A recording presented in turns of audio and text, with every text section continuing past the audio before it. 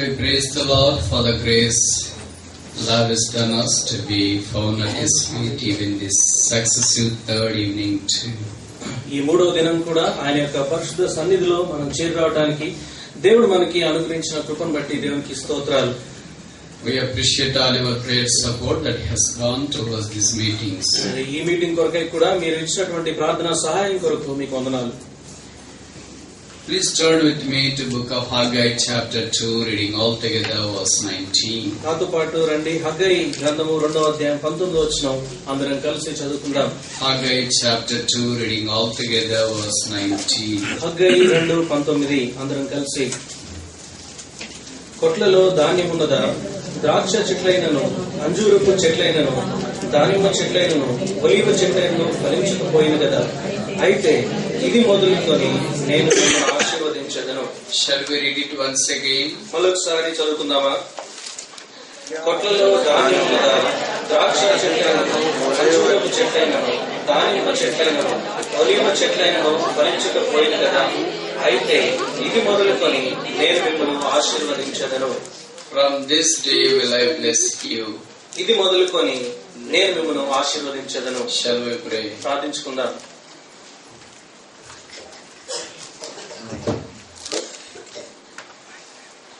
ప్రేమగల తండ్రి యేసుక్రీస్తు ప్రభువు వారి ప్రార్థనలకి జవాబిచ్చున్నామన ఈ 3వ రోజు సాయంకాలం కూడా నీ సాన్నిధ్యంలో మేము కనబడినట్లు మాకు అనుగ్రహించిన అవకాశాలను బట్టి మీకు స్తోత్రాలు. ప్రతి ప్రతికూల పరిస్థితిని, ప్రతి ఆటంకమును, ప్రతి ఇబ్బందిని, ప్రతి ఎదుగును దేవా మీరు గద్దించి పరిస్థితులు చక్క చేసినందుకు మీకు స్తోత్రములు. దేవుడు నీ మాట సత్యం కనుక మిమ్మల్ని స్తుతిస్తున్నాం. మీ ప్రజలు సమీప దూర ప్రాంతాల నుండి రావడానికి అనుకూలపరిచిన అవకాశం కొరకే మీకు స్తోత్రాలు. ప్రయాసాలు కూర్చి నీ సన్నిధిలో కనబడటానికి చూపిన దయను బట్టి మిమ్మల్ని స్తుతిస్తున్నాం. ఉదయం నుండి ఆయా పనుల్లో అలసిపోయినా మరొకసారి నీ పాదం దగ్గర కూర్చుండి మిమ్మల్ని స్వరం విని నీ బల్ల మీద నుండి పడగొట్ట ముక్కులు ఏరుకుని ఆకలి తీర్చుకోవాలని ఆశపడి వచ్చిన వారందరిని బట్టి స్తోత్రాలు. దుప్పి నీటి వాగుల కొరకు ఆశపడుతున్నట్లు దేవా మా ప్రాణం నీ కొరకు ఆశపడినట్లు మీరు చేసినందుకు స్తోత్రములు చెల్లిస్తున్నాం. గత 2 దినాలుగా మీరు మాతో మాట్లాడుతూ వచ్చినందుకు స్తోత్రాలు. ఈ దినం కూడా మీరు మాతో మాట్లాడవలసిందిగా ప్రార్థిస్తున్నాం. మా అక్కర తీర్చవలసింది మేము ప్రార్థన చేస్తున్నాం. ఈ నామానికి మీరే మహిమ తెచ్చుకోవాల్సిందిగా విజ్ఞాపన చేస్తున్నాం. మీరు మాకు ఏదైనా ఇస్తే తప్ప మేమేమీ పొందలేము. కనుక మీరే మమ్మల్ని కరుణించి జ్ఞాపకం చేసుకుని కృప చూపించి సహాయపడి నడిపించవలసిందిగా ప్రార్థిస్తున్నాం. పాటల ద్వారా మహిమ పొందినందుకు స్తోత్రములు. వాక్యం కూడా అనుగ్రహించము. మమ్మల్ని మీరు రక్తం చేతి కడిగి పరిశుద్ధపరచము. అవసరమైన మాటలు మీరు విడుదల చేయమని ప్రార్థిస్తున్నాం. ఆశతో వచ్చిన వారు నిరాశతో దుఃఖముఖలై వెళ్ళిపోకుండా కరుణించు. మీ ప్రజలు సంతోషంగా బయలువెడినట్లు మమ్మల్ని దర్శించడం కొరకు ఈ సాయంకాలం కూడా త్వరగా వేం చేయమని ప్రార్థిస్తున్నాం. మాకు కాదు యెహోవా, మాకు కాదు, నీ కృపా సత్యాన్ని బట్టి నీ నామమునకే మహిమ తెచ్చుకున్నాం. వందనములు చెల్లిస్తూ యేసు ప్రభువు నామమున ప్రార్థిస్తున్నాము తండ్రి, ఆమేన్.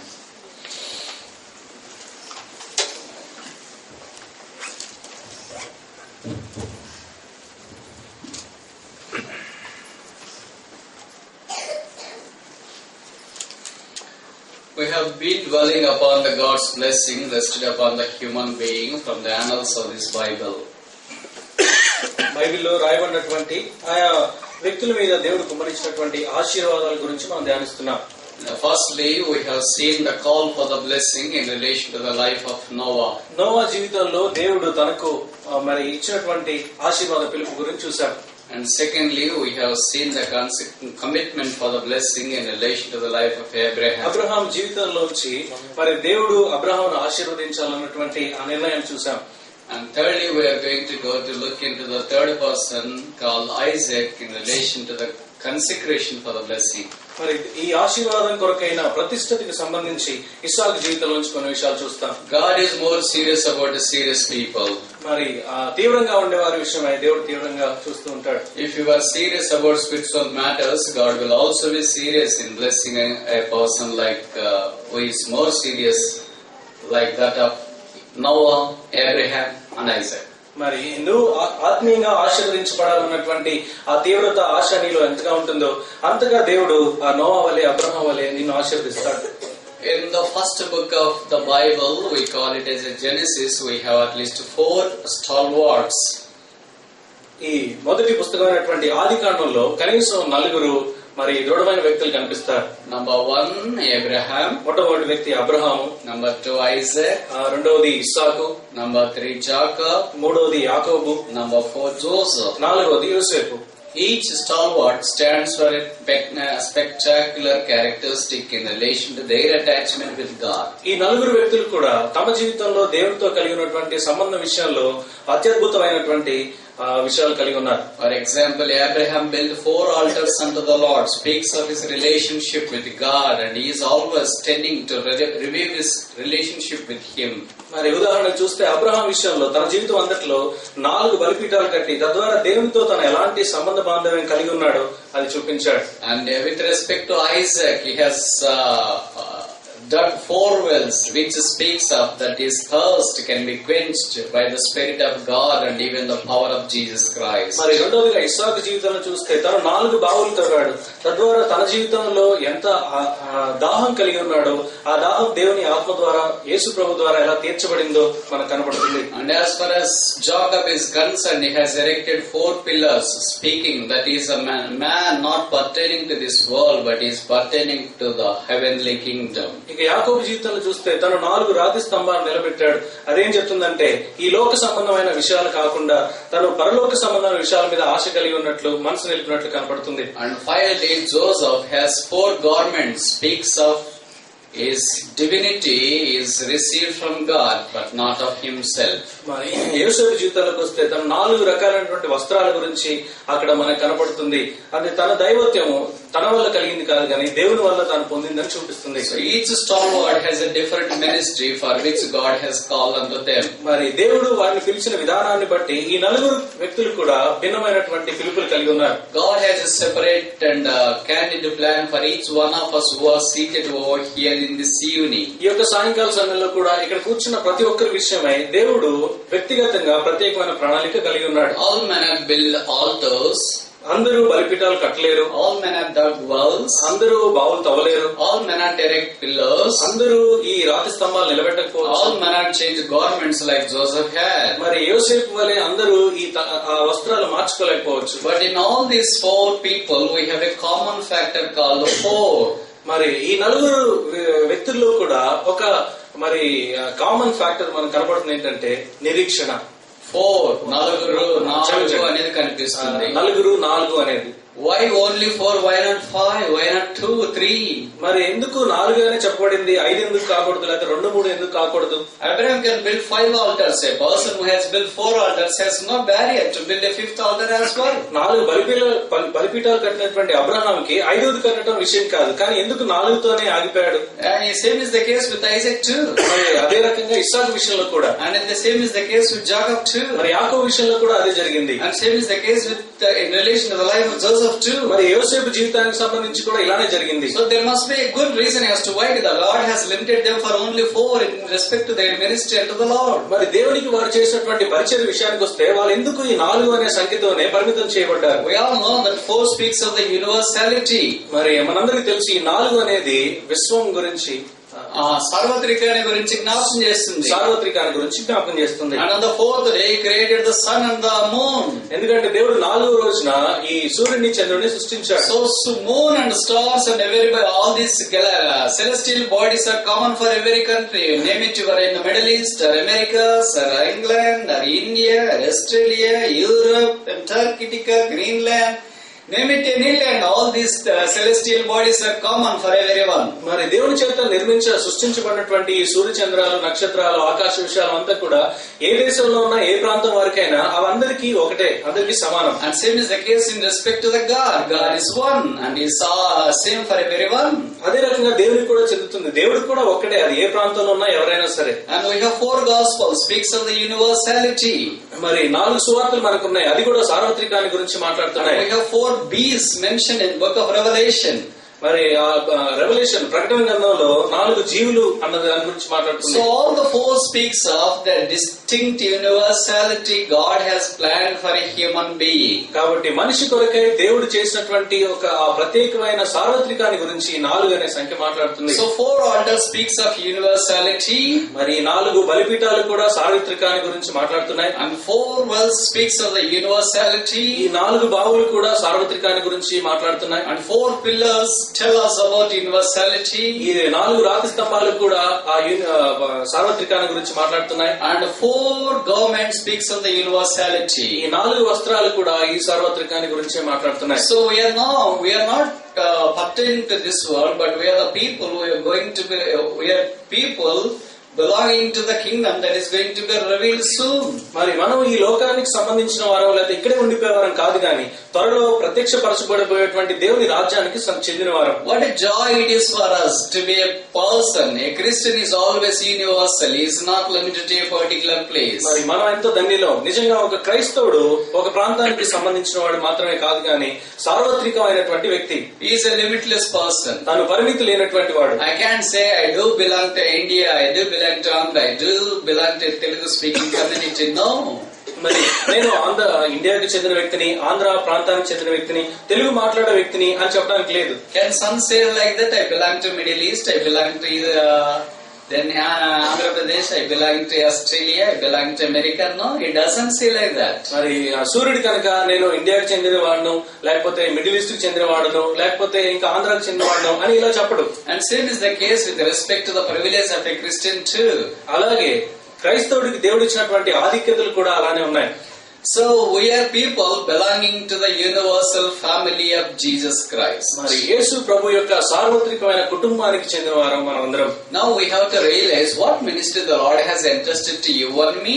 ఇప్పుడు నీకు నాకు ఈ ప్రభువైన యేసుక్రీస్తు ఏ పరిచర్య ఇచ్చాడన్న ఆ సంగతి తెలుసుకోవాలి. Every ministry we accomplish must influence the universal church. మరి మనం చేసేటువంటి ఏ పరిచర్యైనా కూడా సార్వత్రికమైన సంఘాన్ని ప్రభావితం చేయాలి. And Jacob's ministry was like that. యాకోబు పరిచర్య అలాంటిది. Joseph's ministry was like that. యోసేపు యొక్క పరిచర్య Isaac's అలాంటిది. ministry was like that. ఇస్సాకు యొక్క పరిచర్య అలాంటిది. Abraham's ministry was like that. Abraham యొక్క పరిచర్య అలాంటిది. If my ministry is not useful for the universality, there is no meaning in my ministry, and I am so confined to a local area which will not have a more effective circle to the family of God scattered across the world. నేను చేసేటువంటి ఏ పరిచయం అయినప్పటికీ కూడా అది సార్వత్రికమైనటువంటి సంఘానికి లేకపోతే ఈ కుటుంబానికి దాని మీద ప్రభావం చూపించలేకపోతే నేను పరిమితం కలిగినటువంటి ఒక ప్రాంతానికే చెందినవాడు. So what is the consecration Isaac has made in relation to be blessed by God? దేవుని చేత ఆశీర్వదించబడే విధానంలో తను చేసినటువంటి ప్రతిష్ఠిత,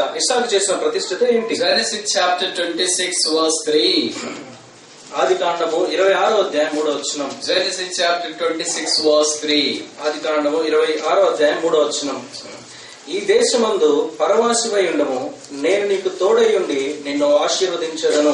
I will be with thee and I will bless thee. నేను నీకు తోడై ఉండి నిన్ను ఆశీర్వదించదను. God wants to bless each and every person. దేవుడు ప్రతి వ్యక్తిని కూడా ఆశీర్వదించాలి.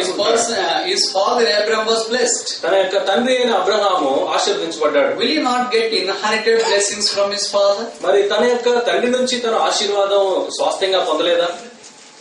Why should he ask again for the blessings and God has to bless him separately instead of blessing his father? మరి తన తండ్రి యొక్క ఆశీర్వాదం కాకుండా వ్యక్తిగతంగా తను సొంతగా దేవుని యొక్క ఆశీర్వాదాన్ని ఎందుకు అడిగాడు, ఎందుకు పొందాడు? As I have been telling you that all the blessings God wants to bless believers are basically individual, personal.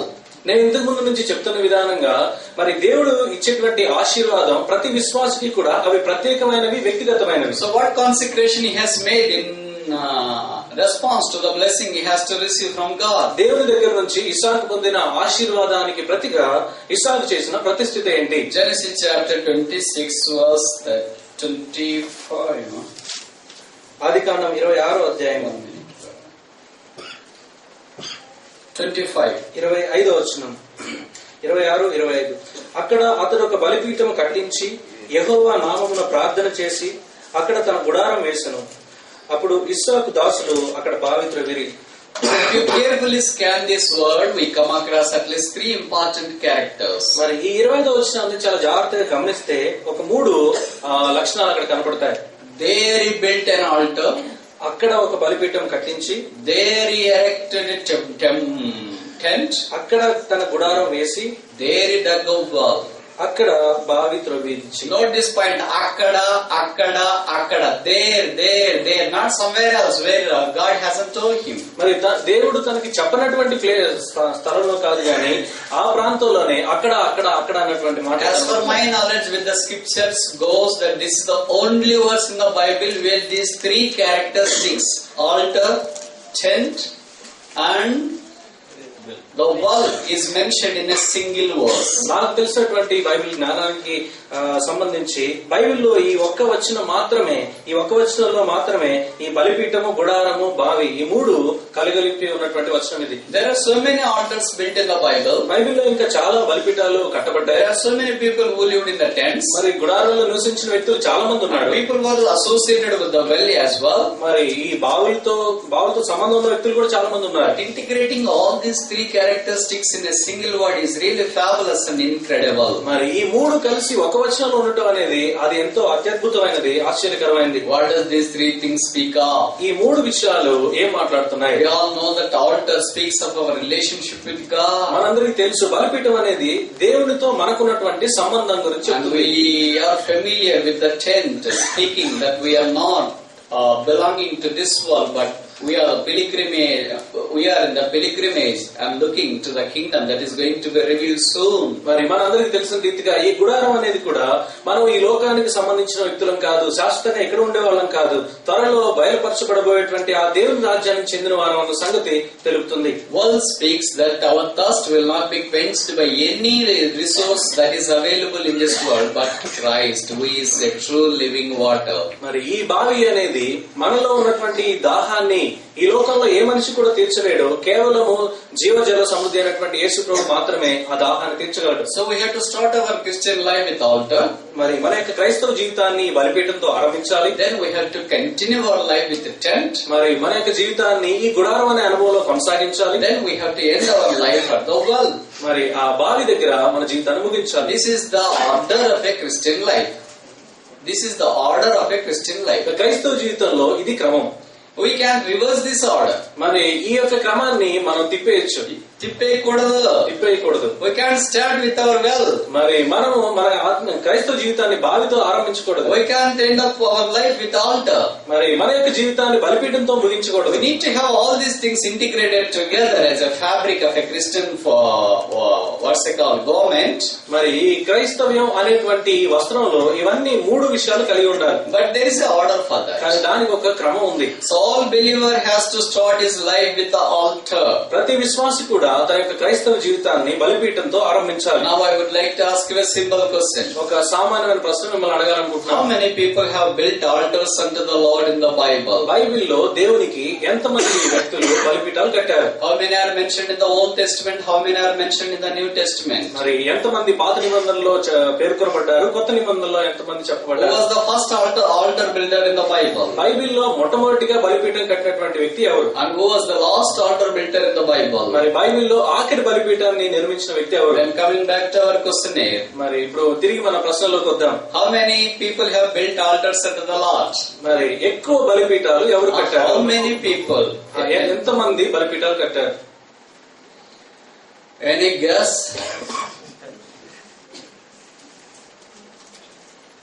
This is an attempt to focus your attention on the scriptures, not to test your knowledge. మరి మీకున్నటువంటి జ్ఞానాన్ని పరీక్షించాలని కాదు కానీ లేఖనాల వైపు మీ గమనాన్ని తిప్పాలని ఒక ప్రయత్నం. Who am I to ask you a question?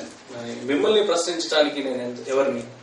Who am I to test your Bible knowledge? మీకున్న బైబిల్ యొక్క జ్ఞానాన్ని పరీక్షించడానికి నేనెవరిని? So don't think otherwise, but it's all our effort to focus our attention toward the scriptures. మరి ఇంకో రకంగా తీసుకోవద్దు కానీ మీ యొక్క అందరి గమనాన్ని లేఖనం వైపు మళ్లించాలని చిరు ప్రయత్నం. And also it is an opportunity for us to think the Bible in a different perspective and try to study the Bible in that perspective so that we may understand the person who is hidden in this world. కాబట్టి ఇలాంటి ప్రశ్నల ద్వారా కూడా మన Bible ని ఆలోచించే విధానంలో మార్పు కలగాలని, తద్వారా బైబిల్ ని నూతనమైన విధానంలో అర్థం చేసుకోవాలని, ఆ లేఖనాల్లో దాచబడిన వ్యక్తి ఎవరు అన్నది తెలుసుకోవాలని దీని ఉద్దేశం. Now coming to our question, how many people have built altars unto the Lord? మరి ప్రభువుకి ఎంతమంది బలిపీఠాలు కట్టారు? Any guess? ఏదైనా guess? Sorry.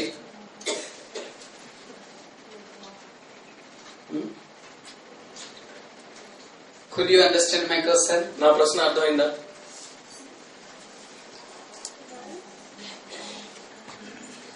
Guess some number, no worries. ఏదో ఒక నంబర్ చెప్పండి, పర్లేదు.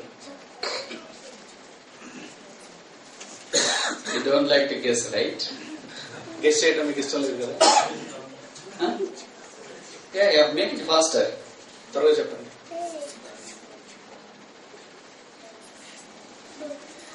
There are 14 people who are considered to be builders unto the Lord in relation to the altars.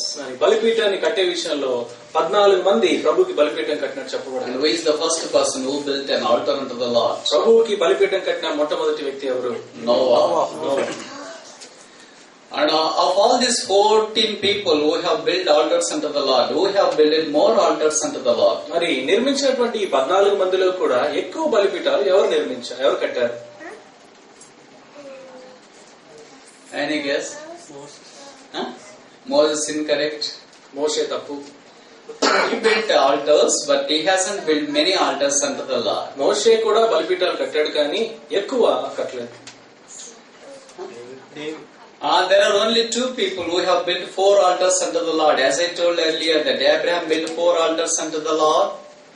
మరి నేను ఇంతకు ముందు చెప్పినట్టుగా 4 బలిపీఠాలు అబ్రహాం కట్టాడు. ఇంకొక వ్యక్తి కూడా ఉన్నాడు. And this is the person who demonstrated to the whole world that he is so close unto the Lord.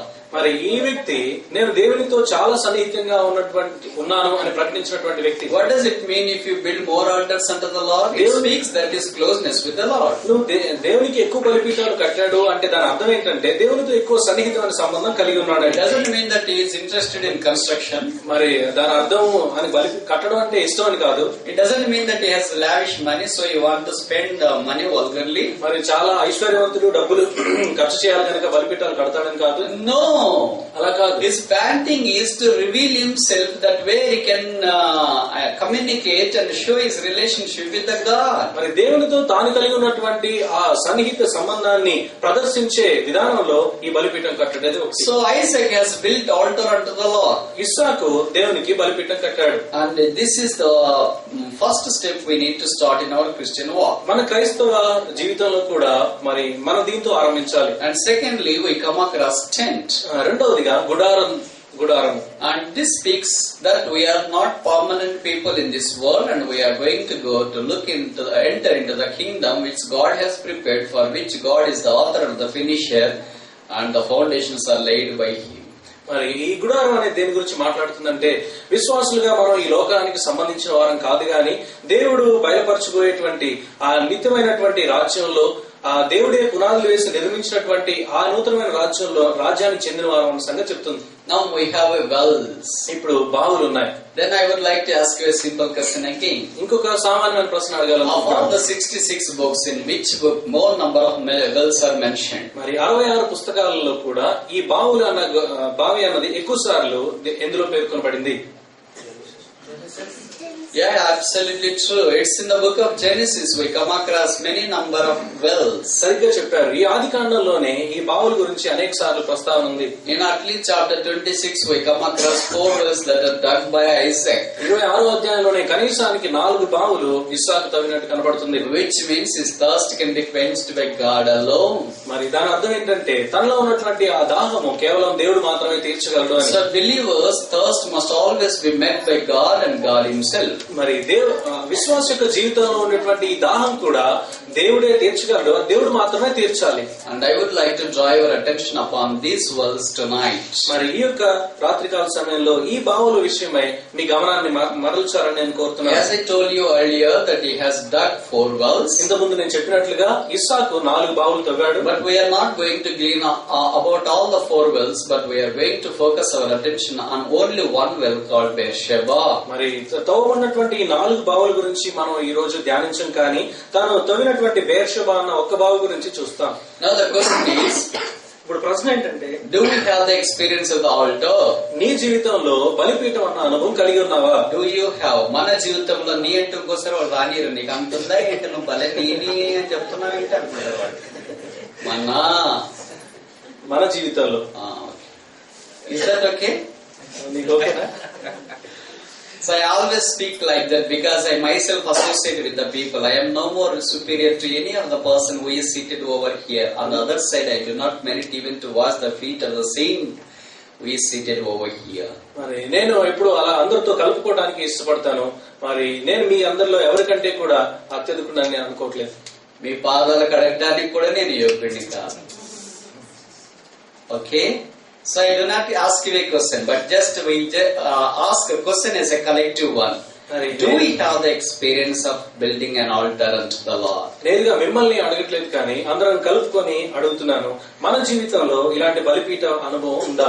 Number 2, do we have the experience of this tent? మరి రెండవదిగా మన జీవితంలో ఈ గుడారము అనే అనుభవం ఉందా? Number 3, do we have the experience of associating ourselves with the well? మరి మూడవదిగా ఈ బావు అనేటువంటి అనుభవం మన జీవితంలో కలిగి ఉన్నామా? What does Beersheba speak of? Beersheba దేని గురించి మాట్లాడుతుంది? We have these 3 stalwarts in the Old Testament, as I was telling you earlier: Abraham, Isaac and Jacob. మరి పాత నిబంధనలో ఈ ముగ్గురు గొప్ప వ్యక్తులు ఉన్నారని చెప్పాను, అబ్రహాము, ఇస్సాకు, యాకోబులు. And all these 3 stalwarts are associated with the well, the place called Beersheba. మరి ఈ ముగ్గురు వ్యక్తులు కూడా ఈ బెర్షెబా అనేటువంటి స్థలంతో ఏదో ఒక రీతిగా సంబంధం కలిగి ఉన్నారు. And they are more attached with this place. మరి వాళ్ళు ఈ యొక్క స్థలంతో చాలా అతుకుపడి ఉన్నారు. For each one of them, Beersheba has a lot of things to speak about its originality and its importance. మరి తమ యొక్క ముగ్గురు జీవితాల్లో కూడా ఈ బెర్షెబా అనేటువంటి అనుభవం, దాని సంగతులు వారి జీవితంలో ఎంతో విలువైన ప్రాముఖ్యమైనవి. Tonight we are going to dwell upon the character of Isaac and his relation, and we are going to see what Beersheba speak of. మరి ఈ యొక్క రాత్రి కాల సమయంలో ఈ బెర్షెబా అంటే ఏంటి, ఈ బెర్షెబాతో ఇస్సాకు కలిగి ఉన్నటువంటి సంబంధం ఏంటి అన్న సంగతి మనం చూద్దాం. Genesis chapter 21. 21వ అధ్యాయం ఆదికాండం.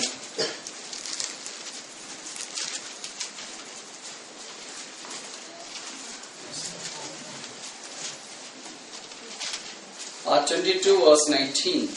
22:19. ఆదికాండం 22వ అధ్యాయం 19వ వచనం. తరువాత అబ్రహాము తన పనివారి యొద్దకు తిరిగి రాగా వారు లేచి అందరినూ కలిసి బెర్షెబాకు వెళ్ళిరి. Abraham బెర్షెబాలో నివసించెను. Oh, what a fabulous statement is this. ఇది ఎంత అత్యద్భుతమైనటువంటి మాట. If only the father of faith is more associated with the Beersheba, how much more you and I need to be associated with this Beersheba. విశ్వాసులకు తండ్రి అయినటువంటి అబ్రహామే ఈ యొక్క బెర్షెబాతో ఇంత అనుబంధం కలిగి ఉంటే ఇక నువ్వు నేను ఇంకెంత అనుబంధం కలిగి ఉండాలి. So this is Abraham's association with the Beersheba. ఈ బెర్షెబాతో అబ్రహాం కలిగి ఉన్నటువంటి సంబంధం ఇది. Then what about Isaac? ఇస్సాకు సంగతి ఏంటి? Genesis chapter 26. 26వ అధ్యాయం ఆదికాండం. Verse 32. 32వ వచనం. 133. 33వ వచనం. 26, 32, 33. ఆ దినమందే ఇస్సాకు దాసులు వచ్చి తాము త్రవ్విన బావిని గురించి అతనికి తెలియజేసి మాకు నీళ్లు కనబడినవని చెప్పి కనుక దానికి షేబా అను పేరు పెట్టును. కాబట్టి నేటి వరకు ఆ ఊరి పేరు Beersheba. So Isaac is also associated with this place called Beersheba. కాబట్టి ఈ బెర్షెబా అనేటువంటి ఈ స్థలానికి ఇస్సాకు కూడా అనుబంధం కలిగి ఉన్నాడు. Then what about Jacob? ఇక యాకోబు సంగతి ఏంటి? Genesis chapter 46. 46వ అధ్యాయం ఆదికాండం. Verse 1. మొదటి వచనం. 46:1. అప్పుడు ఇశ్రాయేలు తనకు కలిగినదంతయు తీసుకుని ప్రయాణమై బెర్షెబాకు వచ్చి తన తండ్రి అయిన ఇస్సాకు దేవునికి బలులను అర్పించెను. Oh, what a glorious association of Jacob with Beersheba. ఈ బెర్షెబాతో యాకోబు కలిగినటువంటి అనుబంధం ఎంత మహిమకరమైనది. Another question is, ఇంకొక ప్రశ్న ఏంటంటే, do we have the association with the Beersheba like Abraham or Isaac or Jacob?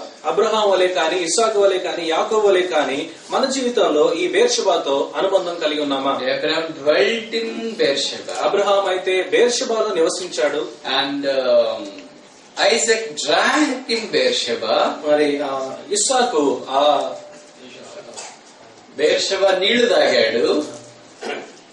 Then Jacob dedicated himself in Beersheba, offering a burnt offering unto the Lord. దేవునికి దహన బలిగా తను తాను యాకోబు ఈ బెర్షెబాలో అర్పించుకున్నాడు.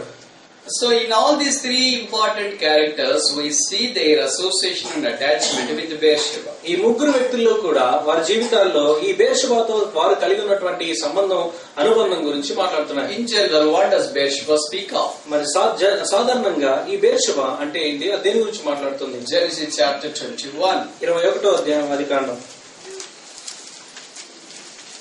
verse 17. Genesis chapter 21, verse 17. 21వ అధ్యాయము 17వ వచనం. దేవుడు ఆ చిన్నవాని మొరను వినెను. God heard the cry of the lad. దేవుడు ఆ చిన్నవాని మొరను వినెను. Where is this place called? ఈ యొక్క ప్రాంతం ఏదిగా పిలువబడుతుంది? Verse 14. 14వ వచనం. కాబట్టి తెల్లవారినప్పుడు అబ్రహాము లేచి ఆహారమునకు నీళ్ల తిత్తిని తీసుకొని ఆ పిల్లవానితో కూడా హాగరునకు అప్పగించి ఆమె భుజం మీద వాటిని పెట్టి ఆమెను పంపివేసెను. ఆమె వెళ్లి బేర్షెబా అరణ్యములో ఇటు అటు తిరుగుచుండెను. Where was she wandering? ఎక్కడ ఈ స్త్రీ తిరుగుతుంది? She was in Beersheba. తను బేర్షెబాలో ఉంది. So the rest of the verses speaks about Beersheba. ఈ మిగతా వచనాలన్నీ కూడా ఈ బేర్షెబా గురించి మాట్లాడుతున్నాయి. So verse 17 says, కాబట్టి 17వ వచనం ఏం God చెప్తుందంటే, heard the cry of a lad. ఆ దేవుడు ఆ చిన్నవాని మొరను విన్నాడు. So Beersheba is a place where God hears us. కాబట్టి ఈ బేర్షెబా అనేటువంటి స్థలము అంటే దేవుడు మన మొరను వినేటువంటి స్థలం. If only we cry unto the Lord, మనం దేవునికి మొరపెట్టినప్పుడు God will really hear our cry. దేవుడు మన మొరని ఖచ్చితంగా వింటాడు. If there is no cry from our heart, మన జీవితంలో మన హృదయంలోంచి ఆ మొర లేకపోతే then God will not hear our cry and answer our prayers. మరి మన మొరని ఆయన వినలేడు, మన ప్రార్థనకు జవాబు ఇవ్వలేడు. Now you tell me, do we really cry unto the Lord? ఇప్పుడు చెప్పండి, నిజంగా మనము దేవునికి మొరపెడుతున్నామా? When we can cry unto the Lord? ఎప్పుడు దేవునికి మొరపెడతాము? When did she cry? ఈ స్త్రీ ఎప్పుడు మొరపెట్టింది? When did that lad cry? ఆ బాలుడు ఎప్పుడు మొరపెట్టాడు? He is about to die because of the paucity of the water. మరి ఆ నీరు లేని కారణాన్ని బట్టి చనిపోక ముందు అలాంటి పరిస్థితుల్లో మొరపెడుతున్నాడు. So which means a life and death problem. దాని అర్థం ఏంటంటే ఇక జీవమరణాల సమస్య ఉంది అక్కడ. So he cried unto the Lord. అప్పుడు దేవునికి మొరపెట్టాడు. And Lord wants to hear our cry. మన ప్రార్థన మొరని కూడా దేవుడు వినాలనుకుంటున్నాడు. Perhaps you may be crying for something to be accomplished in your life. బహుశా నీ జీవితంలో ఏదో జరగాలని కావాలని నువ్వు దేవునికి మొరపెడుతున్నావేమో. God is not a deaf person. దేవుడు చెవిటివాడు కాదు. And he always listens to the prayer of a righteous person. మరి నీతిమంతుల యొక్క ప్రార్థన ఎల్లప్పుడూ దేవుడు వింటాడు. Although we do not know how to pray unto the Lord, మనము దేవునికి ఏ రీతిగా సరైన విధానం ప్రార్థించాలో తెలియనప్పటికీ, but God really listens our prayer too. దేవుడు మన యొక్క ప్రార్థనని నిజంగా వింటాడు. Now I would like to ask you a simple question. ఒక సామాన్య ప్రశ్న మిమ్మల్ని అడగాలి. How many of us know how to pray unto the Lord intelligently? మరి చాలా జ్ఞానయుక్తంగా దేవునికి ప్రార్థించుట మనలో ఎంత మందికి తెలుసు? Any answer? సమాధానం. Do we know how to pray? ఎలా ప్రార్థించాలో మనకు తెలుసా? Those who know how to pray, please raise up your hands. ఎలా ప్రార్థించాలో తెలిసిన వారు చేయి చూపించండి. Nobody? ఎవరికి తెలీదా? Oh, I really appreciate you. You are so biblical like Paul. మిమ్మల్ని చాలా అభినందిస్తున్నాను. మీరు పౌలు వలె చాలా బైబిల్ తెలిసిన వారు. Paul says, we do not know how to pray unto the Lord intelligently, but the Holy Spirit enables us to bring forth our prayer unto the Lord who hears our prayer. In Romans chapter 8. రోమీయులకు రాసిన పత్రిక 8వ అధ్యాయంలో పౌలు అంటూ రాస్తాడు ఏంటంటే, మరి దేవునికి జ్ఞానయుక్తంగా మనం ఎలాగో ప్రార్థన చేయాలో ఎరగము గాని ఆత్మ తానే యుక్తముగా ప్రార్థన చేయడానికి మనకు సహాయం చేయుచున్నాడు. If only person like Paul doesn't know how to pray intelligently, how can I and you know how to pray intelligently? సాక్షాత్తు పౌలు లాంటి వ్యక్తికే యుక్తంగా ఎలా ప్రార్థించాలో తెలియకపోతే ఇక నీ నా సంగతి ఏంటి? He heard the voice of the God very personally. దేవుని యొక్క స్వరాన్ని చాలా వ్యక్తిగతంగా ఆయన తన జీవితంలో విన్నాడు. He went to third heaven and heard unspeakable words. మరి వచింప శక్యం కానటువంటి మాటలను ఆ మూడవ ఆకాశంలోనికి ఎత్తుకొని such person doesn't know how to pray, Lord, how do you want me? మరి అలాంటి వ్యక్తికి ప్రార్థన ఎలా చేయాలో తెలియకపోతే మన సంగతి ఏంటి? And he also made the dead person live. మరి ఆయన చనిపోయిన వారిని బ్రతికించాడు. If such person says that I do not know how to pray the Lord, how can we? మరి అలాంటి వ్యక్తి వ్యక్తి ప్రార్థన చేయడం నాకు తెలియట్లేదంటే ఇక మన సంగతి ఏంటి? So we have to learn as to how to pray unto the Lord intelligently and spiritually. మరి ఆత్మీయంగా యుక్తంగా దేవునికి ఎలా ప్రార్థించాలన్న సంగతి మనం తెలుసుకోవాలి. Then only Lord will answer our prayers. అప్పుడే దేవుడు మన ప్రార్థనను ఆలకిస్తాడు. We have to consider there are 3 ways as to how the Lord would like to answer our prayers. మరి దేవుడు మన ప్రార్థనకి జవాబిచ్చే విషయంలో 3 రకాలుగా ఆయన ఇవ్వాలని ఇష్టపడుతున్నాడు. See, while you are driving through the road, you will come across a signal and you will have 3 signals there. మరి మీరు రోడ్డు మీద నడిపించుకుంటూ వెళ్తుంటే ఆ సిగ్నల్ దగ్గర 3 లైట్లు కనపడతాయి. Number 1, you have a red on the top. మరి పైన అన్నిటికంటే పైన మొదటిది రెడ్ లైట్ కనపడుతుంది. And then in the middle you will see orange. ఆ తర్వాత ఆరెంజ్ కనపడుతుంది. Then on the bottom you will see the green. ఆ మూడోది గ్రీన్ లైట్ కనపడుతుంది. Why can green be on the top? Why can red be on the bottom? మరి ఎందుకు ఈ పచ్చది green అనేది పైనుండి రెడ్ ది కింద ఉండదు? Could you see this order anywhere? Everywhere, wherever you see, I guess this is the same order. మరి ఎక్కడికైనా వెళ్ళండి, నేను అనుకుంటాను ఏ స్థలమైనా ఏ దేశంలో ఇదే ఆర్డర్ ఉంటుంది. And there may be changes of what is called left side driving, right side driving. In India we drive in right side, here you drive in left side, but the signal order is same. అయితే driving చేసే విధానంలో ఇండియాలో అయితే కుడివైపున చేస్తాం, ఇక్కడైతే ఎడమవైపున చేస్తాం. ఆ తేడాలు ఉండొచ్చు, కానీ ఈ లైట్స్ విధానం అయితే సేమ్ గా ఉంటాయి. They are all known as signal lights. మనందరికీ తెలుసు వాటిని సిగ్నల్ లైట్స్ అంటారు. It's not only green color is called signal light. మరి కేవలం గ్రీన్ కలర్ నే సిగ్నల్ లైట్ అన్నారు. Red is also signal light. Red కూడా సిగ్నల్ లైటే. Orange is also signal light. Orange కూడా సిగ్నల్ లైటే. So as you stand, because there is a red light in the signal, మరి signal లో red light ఉంది కనుక నువ్వు ఆగావు. do you feel like enjoying because you got a red light there? మరి అక్కడ red light వచ్చిందని సంతోషపడతావా? Oh, I really appreciate God because you stopped me driving rashly. ప్రభా, మరి చాలా స్పీడ్ గా డ్రైవింగ్ చేయకుండా నన్ను ఆపావు, నాకు వందనాలని చెప్తాను. Nobody would ever feel happy with it as soon as they see the red light in the road. They all want to see green light everywhere. మరి ఎవరు కూడా రోడ్డు మీద అలా వెళ్తుంటే రెడ్ లైట్ కి ఇష్టపడరు. అందరూ కూడా గ్రీన్ లైటే కావాలని కోరుకుంటారు. But red light is also important. కానీ రెడ్ లైట్ కూడా చాలా ప్రాముఖ్యము. And number 2, రెండోది we have a orange light. మనకి ఆరెంజ్ లైట్ ఉంది. What does it say? అది ఏం చెప్తుంది? So you have to be ready to take your drive. Be ready to drive your car. మరి నీ కారు నడిపించడానికి సిద్ధంగా ఉండు. What does green say? Green ఏం చెప్తుంది? Green light As soon as the green is there, green ఉన్నంత వరకు కూడా your face will be beaming like anything. మరి నీ ముఖం ఎలానో వెలిగిపోతుంటుంది. Everybody likes green signal. అందరికీ గ్రీన్ సిగ్నల్ అంటే ఇష్టం. Same is the case in relation to God's answer to our prayer. దేవుడు మన ప్రార్థనకు జవాబిచ్చే విషయంలో కూడా ఇలానే జరుగుతుంది. When we pray for something, మనం దేని గురించి ప్రార్థించినప్పుడు sometimes God shows red light. మరి కొన్నిసార్లు దేవుడు రెడ్ లైట్ చూపిస్తాడు. Is it answer for our prayer or not? అది మన ప్రార్థనకి జవాబా కాదా? It's also answer for our prayers. మన ప్రార్థనకి అది కూడా జవాబే. So many times we say that why God is asking me to stop. మరి చాలా సార్లు మనం అడుగుతాం, ఎందుకు దేవుడు నన్ను ఆగిపోమంటున్నాడు? We prayed for something. మనం దేని గురించో ప్రార్థించాం. God says stop. కానీ దేవుడు అంటున్నాడు ఆగమంటున్నాడు. ముందుకు వెళ్ళొద్దు. Don't join. మరి అక్కడికి జాయిన్ అవ్వద్దు. ఇది చేయొద్దు. Don't take relocation. మరి రీలొకేషన్ నువ్వు job మారొద్దు. Don't do this or that. లేకపోతే ఇది అది చేయొద్దు. That is also answer for our prayers. మన ప్రార్థనకి అది కూడా జవాబే. But we are not happy with that don't. కానీ చేయొద్దు అన్న జవాబుతో మనకి ఇష్టం ఉండదు. We want always do. మనకి ఎప్పుడు ఇక వెళ్ళు చెయ్యి అది చూసుకో అన్నటువంటి జవాబులే ఇష్టం. And number 2, రెండవ signal, God also says be ready, I am going to do something. Showing the yellow orange light. కాబట్టి నేను నీకు అనుమతించబోతున్నాను కనుక సిద్ధపడి ఉండు. And what is number 3? మూడోది ఏంటి?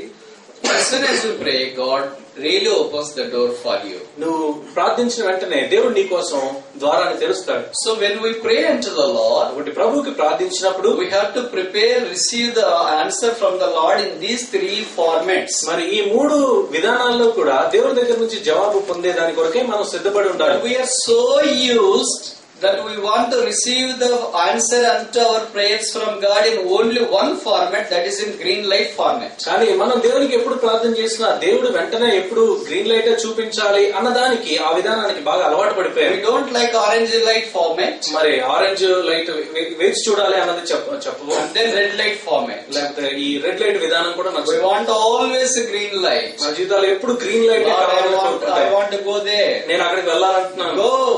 వెళ్ళు. I want to do this job. నేను ఈ జాబ్ చేయాలనుకుంటున్నాను. చెయ్యి. I want to sleep. మరి నేను Okay, నిద్రపోవాలనుకుంటున్నాను. sleep. నిద్రపో. I want to eat. మరి నేను తినాలనుకుంటున్నాను. Okay, eat. తిను.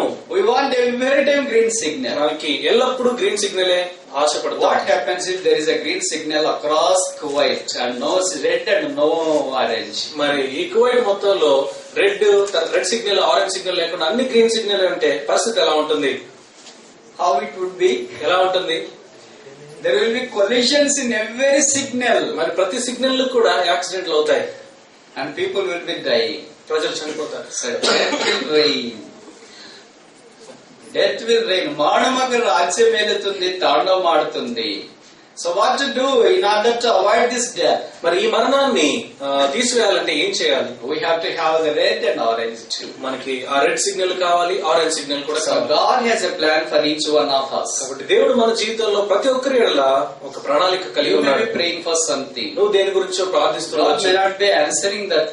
ఆ ప్రార్థనకు దేవుడు ఇంకా నీకు జవాబు Or ఇవ్వకపోవచ్చు. He may be delaying to answer for that. లేకపోతే ఆ జవాబు ఇవ్వడానికి ఆయన ఆలస్యం Or He may చేస్తున్నాడు. says no for that. లేకపోతే అది వద్దు అని చెప్తున్నాడేమో. But we are still disgraced. కానీ మనం ఇంకా నిరుత్సాహంలో ఉన్నాం. Lord, why you are not answering my prayer? ప్రభు, నా ప్రార్థన ఎందుకు జవాబు Why ఇవ్వట్లేదు? you are saying no for my prayer? నా ప్రార్థనకి ఎందుకు కాదంటున్నావు? I am praying for everything. నేను ప్రతిదానికి నుంచి See, others ప్రార్థిస్తున్నాను. are there. మరి మిగతా వాళ్ళు చూడు, They are also coming to the fellowship. మరి ఇదే సహవాసానికి But వస్తున్నారు. they never pray except on Christmas on January 1st. మరి క్రిస్మస్ కి జనవరి 1 తప్పించి మిగతా సమయంలో వాళ్ళు ఎప్పుడు ప్రార్థించరు. I do pray 365 days. మరి 365 రోజులు నేను ప్రార్థిస్తాను. I am not as prosperous as they are. మరి వాళ్ళు వర్ధిల్లినట్లు నేను వర్ధిల్లట్లేదు. I am not as happy as they are. వాళ్ళు సంతోషంగా ఉన్నట్టు నేను సంతోషంగా I am లేను. not as rich as they are. వాళ్ళు ధనికులైనట్టు నేను ధనవంతుని I am కాలేకపోతున్నాను. not pleasant as they are. వాళ్ళు సంతోషంగా ఉన్నట్టు నేను సంతోషంగా లేను. So many times these pertinent questions will come into our mind. చాలా సార్లు ఇలాంటి ప్రాముఖ్యమైన ప్రశ్నలు మన జీవితంలో తలెత్తుతూ I ఉంటాయి. get discouraged. మనం నిరుత్సాహంలోకి వెళ్ళిపోతాం. Why it is for me? ఎందుకు ఇది నాకు?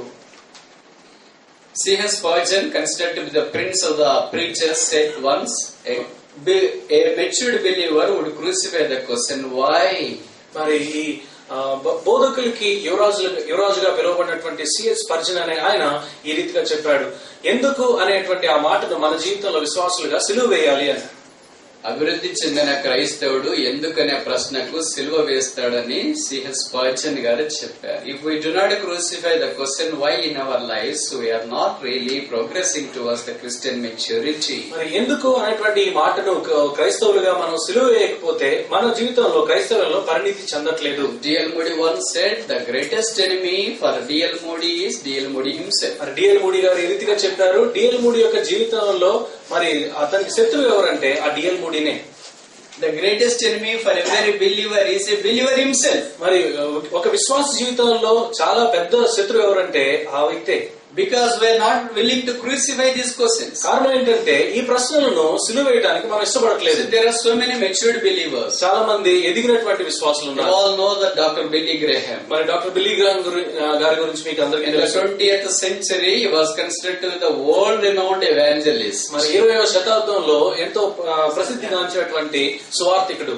He has reached millions of the people.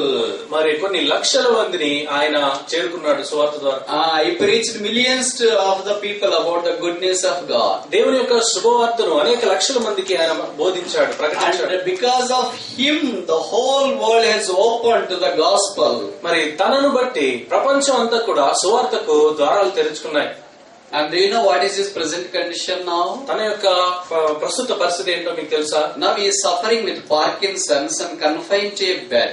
మరి పార్కిన్సన్స్, వాడికి చేతులు కాళ్ళు వాడికి ఆ రోగంతో ఆయన బాధపడుతున్నాడు, పడక మీద ఉన్నాడు. Now do you think that he hasn't lived a pleasing life unto the Lord? కాబట్టి ఆయన ఇలాంటి పరిస్థితిలో ఉన్నాడంటే దేవునికి సంతోషాన్ని ఇచ్చే జీవితాన్ని జీవించలేదనా? Why did God allow that? ఎందుకు దేవుడు తన జీవితంలో అనుమతించాడు? If I were in that position, ఒకవేళ ఆ స్థలంలో నేనుంటే do I accept that suffering? మరి అలాంటి శ్రమను మనము అంగీకరిస్తామా? Lord, why do you allow this? ప్రభువా, ఎందుకు నువ్వు అనుమతించావు? Instead of allowing this, you can better take me. I am not ready. I am not willing to stay back here with this disease. మరి ఇలాంటి జబ్బుతో నేను బాధపడి కృషించేదానికంటే నువ్వు నన్ను తీసుకుంటే మంచిది. but he was willing to suffer for the Lord. కానీ ప్రభు కోసం శ్రమ పడేదానికి ఇష్టపడ్డాడు. And you all know that Brother Bhakt Singh. మరి సోదరుడు భగత్ సింగ్ గారి గురించి మీ అందరికీ తెలుసు. He has worked for the Lord for about 70 long years. సుమారు 70 దీర్ఘ సంవత్సరాలు ప్రభు కోసం పనిచేసేదానికి కష్టపడ్డాడు. God blessed his ministry so much so that almost every part of the world has some assembly pertaining to the vision revealed unto him by God. దేవుడు తన పరిచయం ఎంతగా ఆశీర్వదించాడంటే ఈనాడు భూలోకంలో సుమారుగా అన్ని ప్రాంతాల్లో దేవుడు తనకిచ్చినటువంటి దర్శనానికి సంబంధించిన వెలుగులో నిర్మించబడ్డ సహవాసం ఉంది. But very surprising to say that he was confined to the bed for about 15 years with the same disease called Parkinson's. మరి ఈ వణికేటువంటి ఈ యొక్క రోగంతోనే సుమారు 15 సంవత్సరాలు ఇలాంటి దైవజనుడు మంచం పట్టాడు. Silent, మౌనంగా, unable to talk, మాట్లాడలేడు, and unable to walk, నడవలేడు, unable to do anything. ఏది చేయలేని పరిస్థితి. A person who shook the whole world, మరి ప్రపంచాన్ని వణికించినటువంటి వ్యక్తి became like a small kid on the cot. మరి ఆ యొక్క మంచంలో ఉయ్యాల్లో పడుకున్న పసిపాపలా అయిపోయాడు. Do you think that they are not lived a pleasing life unto the Lord? దేవునికి సంతోషాన్ని ఇచ్చేటువంటి జీవితాన్ని వాళ్ళు జీవించలేదు అని అనుకుంటున్నారా? What is our answer for such questions? అలాంటి ప్రశ్నలకు మన జవాబు ఎలా ఉంటుంది? Lord, why was Brother Bhakt Singh on the bed for quite a long period? మరి ప్రభు అన్ని సంవత్సరాలు భగత్ సింగ్ గారిని బెడ్ మీద ఎందుకు ఉంచావు? Lord, what is the reason as to why Dr. Billy Graham is confined to the bed with this Parkinson's disease? మరి ఇలాంటి వణికేటువంటి జబ్బుతో doctor Billy గ్రహం గారిని ఎందుకు మంచం పట్టించావు? We are no more able merited to compare with them. మరి వారితో పోల్చుకోవడానికి మనం ఎక్కడ కూడా సరితోగం. But we are still happy and healthy. కానీ మనం ఇంకా ఆరోగ్యంగా సంతోషంగా ఉన్నాం. It doesn't mean that we are pleasing God and they are not pleasing God. మరి దాని అర్థం మనం దేవునికి చాలా సంతోషాన్ని ఇస్తున్నాం, వాళ్ళు సంతోషాన్ని ఇవ్వలేదని కాదు. A matured believer would always willing to crucify the question why. మరి ఎదిగినటువంటి పరిణితి కలిగినటువంటి విశ్వాసి తన జీవితంలో ఎందుకు అన్న మాటను సిలువ వేయడానికి ఇష్టపడతాడు. So there may be suffering in your life. నీ జీవితంలో బహుశా ఇలాంటి శ్రమ ఉండొచ్చు. There may be pain in your నీ life. జీవితంలో ఇలాంటి నొప్పి ఉండొచ్చు. Sickness in your life. అనారోగ్యం ఉండొచ్చు. Financial loss in your life. ఆర్థిక పరమైన నష్టం నీ జీవితంలో Family ఉండొచ్చు. problems in your నీ life. జీవితంలో కుటుంబ There may be so many problems that have succumbed you. మరి చాలా విషయాలు నిన్ను వణికించి లేదా నిన్ను కృంగదీసే ఉండొచ్చు. But we praise the Lord. The Lord has answer for all your questions. అయితే ప్రభువుని స్తుతిస్తున్నాం, ఎందుకంటే మన ప్రతి ప్రశ్నకు దేవుని దగ్గర సమాధానం ఉంది. If there is a red light, ఒకవేళ రెడ్ లైట్ సమాధానం ఉంది. and please note that there is also green light in the signal. మరి ఆ సిగ్నల్ లోనే గ్రీన్ లైట్ కూడా ఉందన్న సంగతి మర్చిపోవద్దు. No signal will have only one light. మరి ఏ సిగ్నల్ లో కూడా కేవలం ఒకే లైట్ పెట్టరు. If there is a red light, అక్కడ రెడ్ లైట్ ఉందంటే by default it will have a green. ఖచ్చితంగా దాని కింద గ్రీన్ లైట్ ఉండాలి. So there may be problems today. కాబట్టి ఈ రోజు సమస్యలు ఉండొచ్చు. There may be darkness in your life. ఈ రోజు నీ జీవితంలో చీకటి ఉండొచ్చు. There may be failure in your life. నీ జీవితంలో ఈ రోజు ఓటమి ఉండొచ్చు. There may be loss in your నీ life. జీవితంలో ఈ రోజు నష్టం ఉండొచ్చు. Make sure that there is a light going to shine in due time. మరి సరైనటువంటి సమయంలో ఇంకొక లైట్ వెలగబోతున్న సంగతి నువ్వు జాగ్రత్తగా గుర్తుపెట్టుకో. From this day will I bless you. ఈ రోజు ఇది మొదలుకొని నేను నిన్ను ఆశీర్వదించదను. So Beersheba is a place where God hears us. మరి ఈ బేర్షెబా అనేటువంటి స్థలం ఏంటంటే ఈ ప్రాంతంలో ఈ స్థలంలో దేవుడు మన మొరను వింటాడు. Number 2, రెండవది Genesis chapter 21 verse 17, second part. 21వ అధ్యాయము ఆదికాండం 17వ వచనం రెండవ భాగము. అప్పుడు దేవుని దూత ఆకాశం నుండి హాగరును పిలిచి, హాగరు నీకేమి వచ్చినది? He called Hagar from above. పైనుంచి ఆకాశం నుండి హాగరును పిలిచాడు. So Beersheba is a place where God calls us personally. ఈ బేర్షెబా అనేటువంటి స్థలంలోనే దేవుడు వ్యక్తిగతంగా మనల్ని పిలుస్తాడు. He is calling Hagar. హాగరును దేవుడు పిలుస్తున్నాడు. Hagar was not a chosen generation. మరి ఏర్పరచబడినటువంటి ఆ జనాంగం సంబంధించిన వ్యక్తి What కాదు is the Hagar. meaning of Hagar? హాగరు అన్న మాటకు అర్థం ఏంటి? Flight. Hagar is just nothing but a flight, which means flying. హాగరు అన్న మాటకి ఏంటంటే ఎగురుట అని అర్థం. It has no consistency. తన జీవితంలో నిలకడ లేదు. And there is no steadfastness. తన జీవితంలో అలాంటి నిలిచి ఉండేది లేదు. But such a woman was willing to enjoy the blessings available at a place called Beersheba. మరి ఇలాంటి వ్యక్తి ఈ బేర్షెబా అనేటువంటి స్థలంలో దేవుడిచ్చే ఆశీర్వాదాన్ని పొందే వ్యక్తిగా ఉంది. And he calls everyone by name. మరి ఆయన ప్రతి ఒక్కరిని పేరు పెట్టి పిలుస్తాడు. He calls Hagar. హాగరుని హాగరు అని పిలిచాడు. And he calls you by your name. మరి ఇప్పుడు దేవుడు నీ పేరు పెట్టి నిన్ను పిలుస్తాడు. Would you be happy if God calls you by name? ఒకవేళ నిన్ను దేవుడు నీ పేరుతో పిలిస్తే నీకు సంతోషం ఉండదా? Yes or no? అవునా కాదు? So if king calls you by your name, how do you feel? రాజుగారు నీ పేరు పెట్టి నిన్ను పిలిచాడు అనుకోండి, నువ్వు ఎలా ఫీల్ అవుతావు? You will be just enthralled, and after then you tell, I became speechless, brother. Has to how come the king knows my name? మరి అలా జరిగితే కనుక చాలా ఆశ్చర్యం అయిపోయి ఇతరులతో చెప్తావు, రాజుగారు నా పేరు ఎలా తెలుసుకున్నాడు, నా పేరు పెట్టి పిలిచాడని చాలా ఆశ్చర్యపడుతూ I చెప్తావు. am really happy. నేను చాలా సంతోషంగా ఉన్నాను. Although he hasn't given any gift for you, మరి పిలిచాడుగా ఏది బహుమానం అయితే ఇవ్వలేదు కానీ, but you are really enraptured by the joy because you are called by your name by a king. మరి సాక్షాత్తు రాజుగారి నోటి నుంచి నీ పేరుతో నువ్వు పిలవటం అనేది ఎంతో సంతోషాన్ని ఇస్తుంది. Here is a king of kings. ఇక్కడ రాజులకు రాజు ఉన్నాడు. Here is a lord of lords. ప్రభువులకు ప్రభు ఉన్నాడు. And he calls every believer by name. ప్రతి విశ్వాసుని తన పేరు పెట్టి పిలుస్తున్నాడు. And so many times we do not call people by name. చాలా సార్లు మనం వ్యక్తుల్ని పేరు పెట్టి పిలవం. వచ్చిన కూర్చో, వచ్చావా కూర్చో, ఏమైంది, ఏం జరిగింది, ఏంటి, నో సంబోధన. అక్కడ ఏం సంబోధన ఉండదు. ఆ సంబోధన క్రియాపూర్వక కర్మధారయ సమాసం ఏమి ఉండదు అక్కడ. But God is a very modest, gentle person. కానీ దేవుడైతే చాలా దయగలిగిన వాడు, మంచి గుణం కలిగిన వ్యక్తి, మర్యాదస్తుడు. మనకు మర్యాద ఉండదు, అంత మర్యాదే, కానీ దేవుడు మర్యాద కలిగిన వాడు. ఈ called Adam where art thou? ఆదామును దేవుడు పిలుస్తూ, ఆదాము నువ్వు ఎక్కడ ఉన్నావని పిలిచాడు. And he called Cain, where is thy brother? కయీను పేరు పెట్టి పిలుస్తూ, కయీను నీ సహోదరుడు ఎక్కడ. And he called Abraham. అబ్రహామా అని పిలిచాడు. He called Isaac. ఇస్సాకుని ఇస్సాకు అని పిలిచాడు. He called హాగరుని హాగరు అని పిలిచాడు. He called Zacchaeus, make haste, come down today, I must abide at your home. జక్కయ్యను చూసి, జక్కయ్య త్వరగా దిగు, నేడు నీ ఇంట్లో నేను ఉండాలి. And he also called Saul, who was considered to be a persecutor. Saul, why thou persecutest me? సంఘాన్ని హింసించేటువంటి ఈ సౌలుని కూడా పేరు పెట్టి పిలుస్తూ, సౌలా నువ్వు ఎందుకు నన్ను హింసిస్తున్నావు? Could anybody call people like that who are considered to be very bad in the society? మరి ఈ సమాజంలో చాలా చెడ్డ వ్యక్తిగా పరిగణించబడే వ్యక్తిని పేరు పెట్టి పిలుచుట అనేది అసాధారణం.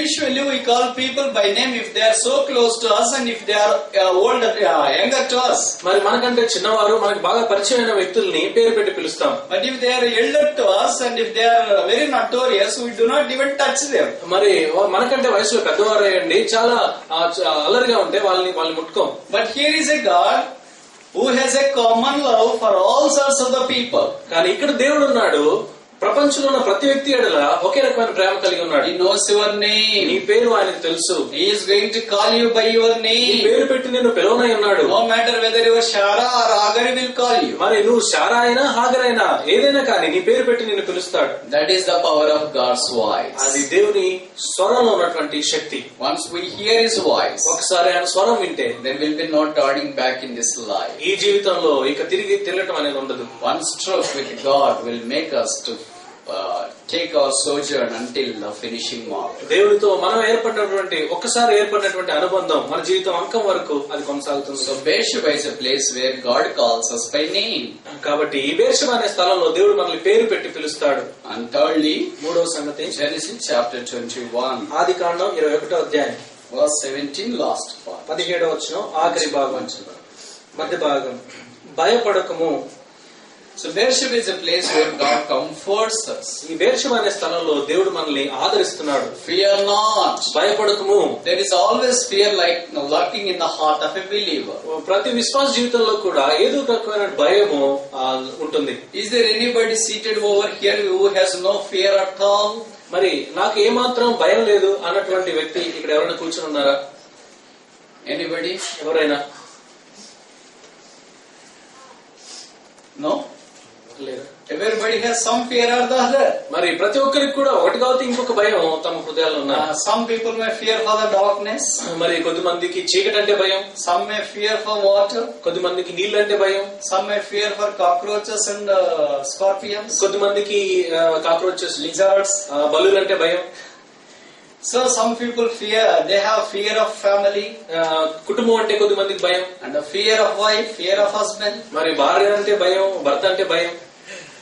financial fears, ఆర్థిక పరమైన భయాలు ఉంటాయి, and the fear of for the future. మరి భవిష్యత్తుకు సంబంధించి భయాలు So ఉంటాయి. there may be so many fears lurking in the heart. మరి ఈ హృదయంలో రకరకాల భయాలు తారసపడుతుంటాయి. But here is a God who wants to expel our fears from our heart. కానీ ఇక్కడ మనకు దేవుడు ఉన్నాడు, మన హృదయం నుంచి ప్రతి భయాన్ని వెళ్ళగొట్టాలనుకుంటున్నాడు. Hagar was not a person called by God, దేవుని చేత పిలువబడినటువంటి వ్యక్తి కాదు ఈ హాగరు. but God is merciful over all the people who are with him. కానీ ఆయనతో ఉన్నటువంటి అందరి ఎడల దేవుడు కనికరం కలవాడై ఉన్నాడు. So no matter who you are, God is mindful about you. కాబట్టి మనం ఎవరైనా కూడా దేవుడు నీ గురించి నా గురించి ఆలోచన కలిగి ఉన్నాడు. God loves you. దేవుడు నిన్ను ప్రేమిస్తున్నాడు. So that's the reason as to why He sent forth His Son in the fullness of time. మరి కాలం సంపూర్ణమైనప్పుడు తన కుమారుడిని నీ కోసం నా కోసం పంపించాడు. That Son went to the cross, ఆ యొక్క కుమారుడు సిలువకు ఎక్కాడు. and He bore all our sin on Him.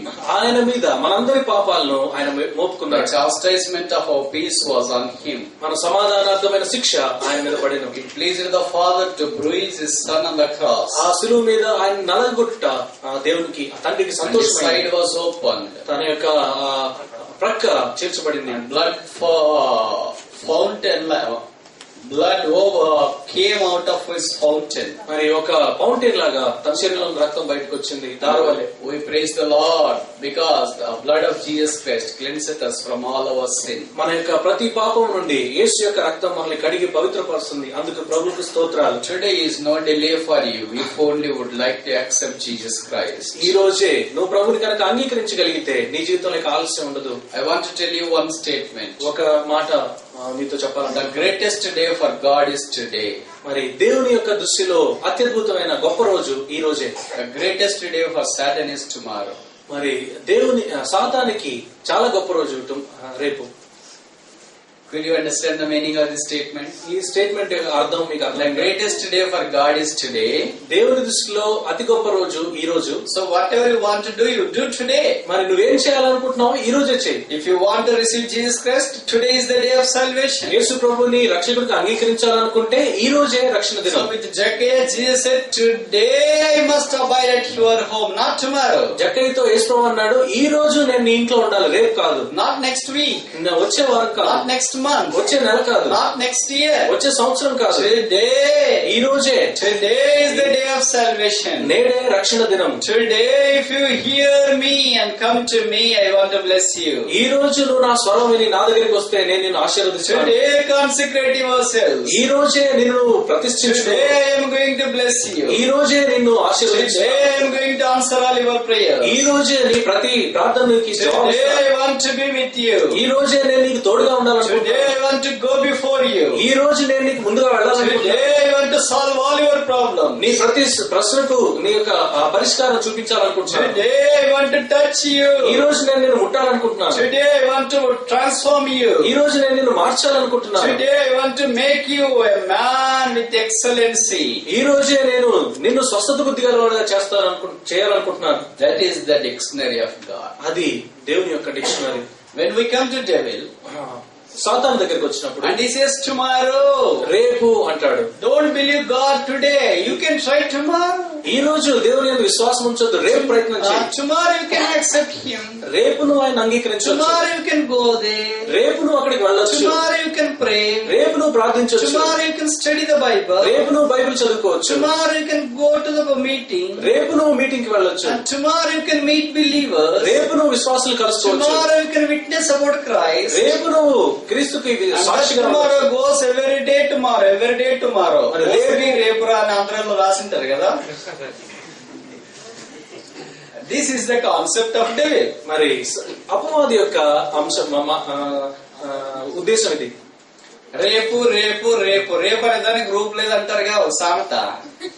అలాగే సాతాను కార్యాలన్నీ అలాగే ఉంటాయి. దేవుని కార్యాలు అలా కాదు. God is more mindful about today. Devil is more mindful about tomorrow. దేవుడు ఈ రోజు గురించి ఎక్కువ ఆసక్తి కలిగి ఉన్నాడు. అయితే శత్రువు అయితే రేపటి గురించి ఆసక్తి కలిగి ఉన్నాడు. Now you tell me, which spirit do we harbor in our heart? అయితే ఇప్పుడు మన జీవితంలో ఎలాంటి ఆత్మను కలిగి ఉన్నాం? If I want to do something today, it is the spirit of Christ. ఈ రోజే నేను ఏదైనా చేయాలి కావాలనుకుంటుంటే అది దేవుని యొక్క ఆత్మ. If I want to do something tomorrow, then it could be the spirit of devil. మరి ఒకవేళ రేపు చేయాలి అని అనుకుంటున్న పక్షంలో ఒకవేళ అది అపవాదికి సంబంధించిన ఆత్మ ఉండొచ్చు. Now, do we follow Christ saying that, Lord, I will do all spiritual things only today? మరి దేవునితో ఈ రీతిగా చెప్తావా, ప్రభు ఆత్మ సంబంధమైన ప్రతి విషయాన్ని ఈ రోజే చేయాలనుకుంటున్నాను. And I want to postpone all the sinful devilish thoughts for tomorrow. మరి నేను చేసేటువంటి అన్ని పాప కృత్యాలు రేపటికి నేను వాయిదా వేస్తున్నాను. And once for all, they will be gone out of me. మరి ఒక్కసారి అవన్నీ కూడా నా దగ్గర నుంచి వెళ్ళిపోతాయి. From this day will I bless thee. ఇది మొదలుకొని ఈ రోజు నుంచి నేను నిన్ను ఆశీర్వదిస్తాను. Number 1, Beersheba is a place where God hears. మొట్టమొదటిగా ఈ బేర్షెబా అనేటువంటి స్థలంలో దేవుడు మన మొరను ఆలకిస్తాడు. Number 2, రెండవ సంగతి, Beersheba is a place where God calls us by name. మన పేరు పెట్టి దేవుడు ఈ బేర్షెబాలో మనం పిలుస్తాడు. Number 3, మూడవది, Beersheba is a place where God comforts us. దేవుడు ఈ బేర్షెబాలోనే దేవుడు మనల్ని ఆదరిస్తాడు. Number 4, నాలుగవది, Genesis chapter 21, ఆదికాండం 21వ అధ్యాయం verse 19. 19వ వచనం, 21:19. మరియు దేవుడు ఆమె కన్నులు తెరిచినందున ఆమె నీళ్ల ఊట